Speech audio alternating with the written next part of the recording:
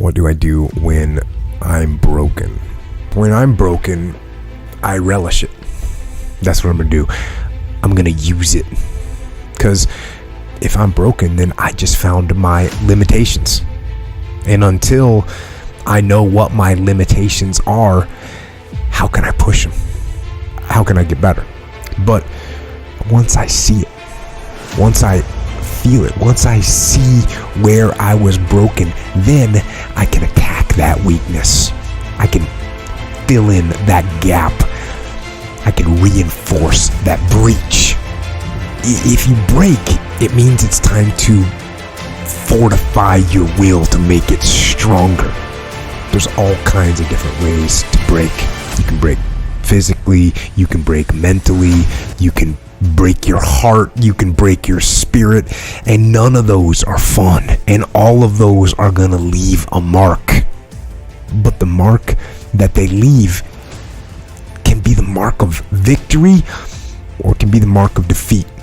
Because every time you break, and in every way that you break, while it's a chance, it's definitely a chance for you to give up and for you to just to fall apart. But there's also opportunity. There's opportunity to get stronger and get smarter and get faster and get tougher and get more stable and get more resilient and get better. When you break, you have the opportunity to show the world, the whole world, what you are really made of. So if you break, the fight isn't over. In fact, if you break, the fight is just beginning. And as you crawl up and out of that dismal and wretched place,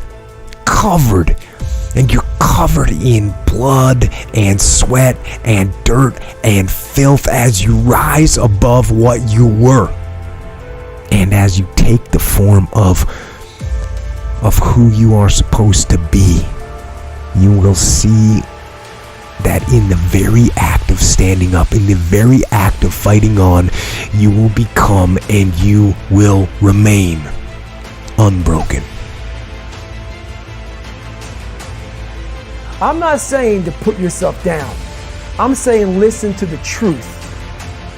And the truth isn't in the 20%.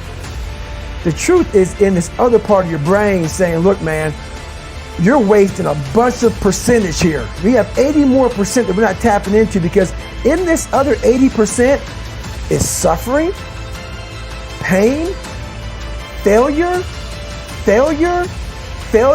self-doubt, darkness, and then a whole bunch of light. But to get to this light, you gotta go through all of this shit. So a lot of us know that. I can get over here, but over here, man, this is much better, because I gotta go through this journey that is not fun. This from 20 to 100%, this shit in between is not fun. So we decide to live over here. So everybody goes, how do you do that? You know exactly how to do that. You know exactly, it's not a magic trick. There's nothing I talk about in that book that's a magic trick. It's all back down to a very primitive mindset of we just have to do. It's like breathing.